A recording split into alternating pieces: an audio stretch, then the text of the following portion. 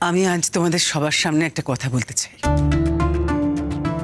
শোনো কলি, আমি যে কথাটা বলতে চাই বাচ্চা, আমি তোমাকেও বলছি।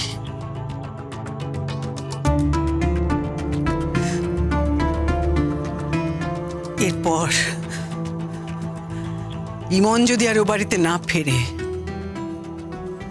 তাহলে আমিও আর ও বাড়িতে ফিরবো না।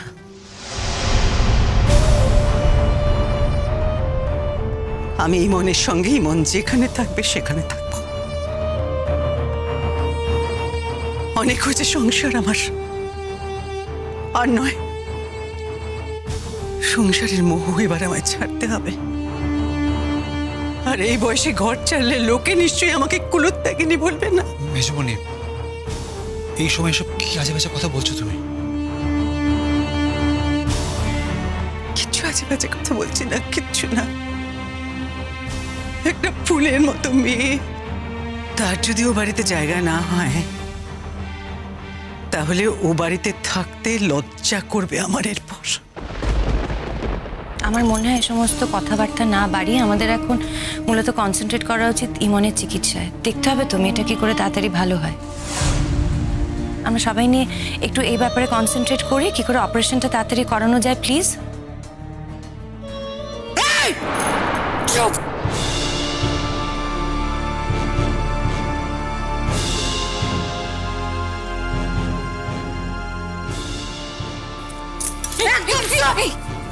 চুপ করে থাকবে, শান্ত।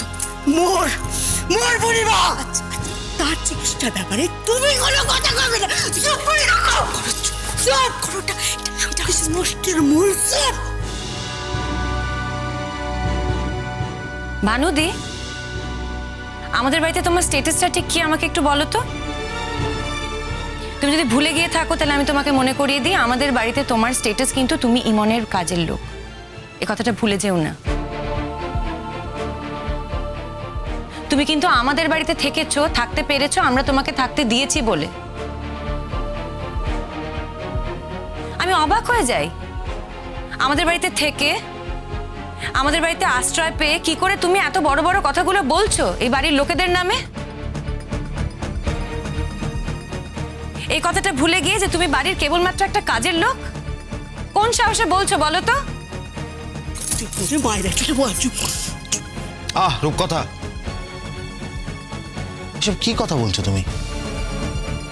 যখন দেখছো যে একজন মানুষ উত্তেজিত হয়ে আছে, তাকে ঠান্ডা করতে হয়, তাকে ঠান্ডা করতে জানতে হয়, তখন তার উত্তেজনা বাড়িয়ে দিতে নেই, তাকে আর চড়াতে নেই।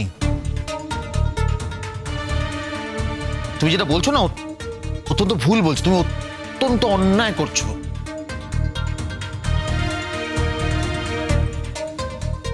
সরি, আমি রিয়েলি সরি, কিন্তু আমার কাছে কোনো উপায় বাকি থাকছে না।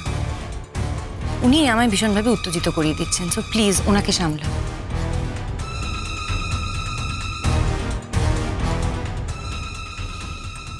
খুব ভুল কিছু বলেছে কি?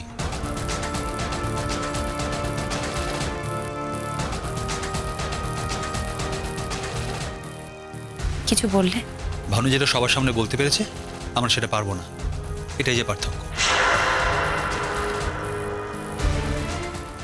ভানুর বলার কারণ আছে রূপকথা, এটা বোঝার চেষ্টা করো। ভানুর জীবনটা মেয়েটাকে কেন্দ্র করে বাঁচে। আজ কি মন না থাকলে ভানুর জীবন আর কিচ্ছু থাকবে না, হয়তো বেঁচে থাকার ইচ্ছাটা আর থাকবে না। কিছু না, সত্যি কিছু না। মানুষের যখন আঘাত পেতে পেতে দেওয়ালে পিঠ থেকে যায়, তখনই সে মরিয়া হয়ে ওঠে রূপকথা, আর তখন সেইভাবে কথা বলতে পারে।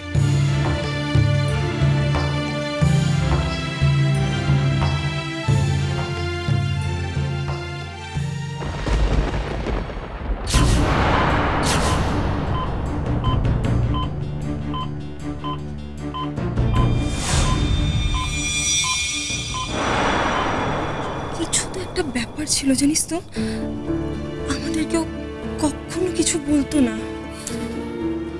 সব সময় বলতো আমার শ্বশুর বাড়ির মতো ভালো শ্বশুর বাড়ি হয় না, আমার হাজবেন্ডের মতো ভালো হাজবেন্ড হয় না, কিন্তু দেখ ভেতর ভেতর সব গন্ডগোল হয়ে আছে। শোন সোমু, ওর হাজবেন্ডকে আমরা এখানে কিছুতেই অ্যালাউ করবো না, আর ইমনকে নিজেদের রক্ত দিয়ে হলেও আমরা বাঁচাবো, যে করেই হোক, যা করতে হয় তাই করবো। ঠিক বলেছিস তুই, একদম ঠিক বলেছিস। ওর হাজবেন্ডকে না আমরা কিছুতেই এখানে অ্যালাউ করবো না।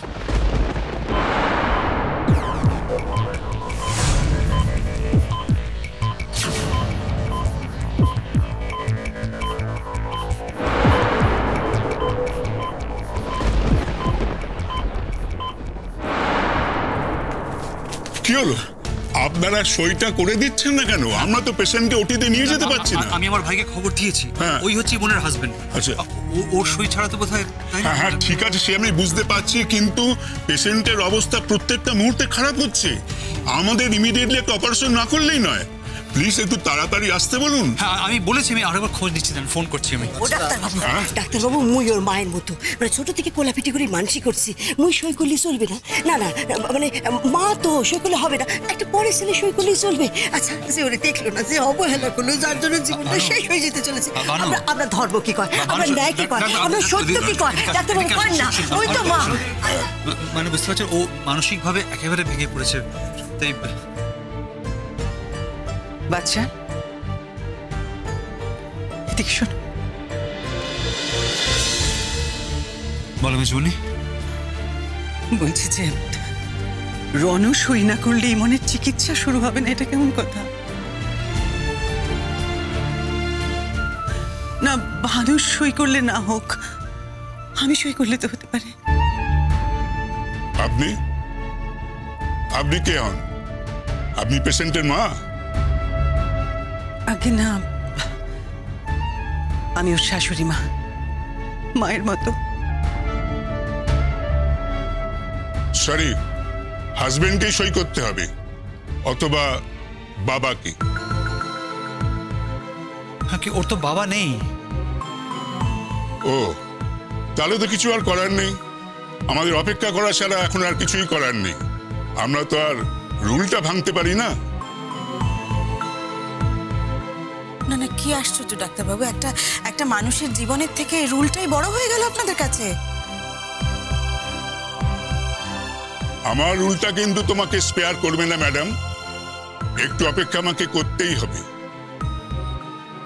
ঠিক আছে, আর মিনিট পাঁচেক দেখছি, তারপর যে কোনো একটা ডিসিশন তো আমাদের নিতেই হবে।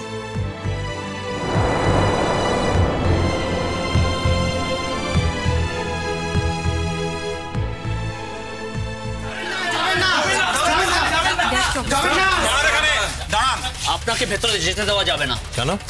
আপনাকে এখানে অ্যালাউ করা হবে না। আর ইমনের মতন ভালো মেয়েকে আপনি দিনের পর দিন টর্চার করেছেন, আর ওর এই অবস্থার জন্য আপনি হচ্ছে নাকি? ভাই এক মিনিট, কি হচ্ছে না? যেতে পারবেন না। আমি হাত জোর করছি, একটু আমার কথাটা শুনুন। দেখুন, ও না গেলে সই হবে না, সই না হলে ইমনের অপারেশনটা হবে। এইটুকু বুঝতে পারছেন না আপনারা? আমি জানি আপনারা ইমনের বন্ধু, ইমনের ভালো চান, তাহলে ইমনকে আগে সুস্থ করি আমরা, তারপরে এগুলো নিয়ে কথা হবে। প্লিজ আমরা সব সমান, আমরা কি শুনবো না। উনি একজন ক্রিমিনাল, একজন খুনি, আমরা ওকে অ্যালাউ করব না। এক মিনিট আমার কথা শুনুন। আমি ওর বস, আমি চিনি রণজয়কে। Ranajoy is a very nice person, এবং ওর আর ইমনের মধ্যে রিলেশনশিপ খুব ভালো। আপনারা মিস ইনফর্মড হয়ে এখানে এসেছেন। ওকে প্লিজ ওর কাজটা করতে দিন, please allow him.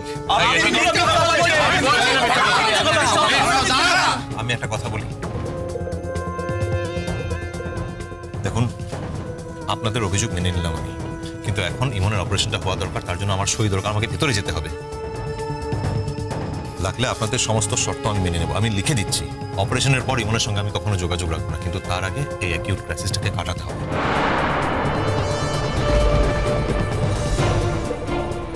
Please try to understand.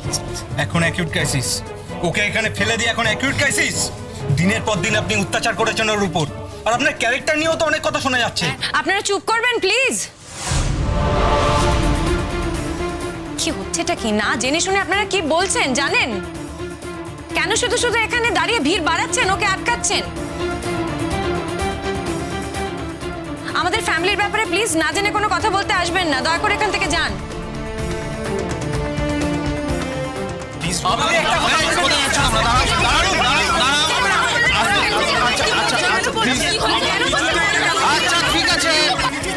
দেখো মাথাটা খারাপ হয়ে গেছে, তুমি শুধু শুধু আরো উত্তেজিত হচ্ছ। প্লিজ একটু চুপ করো প্লিজ।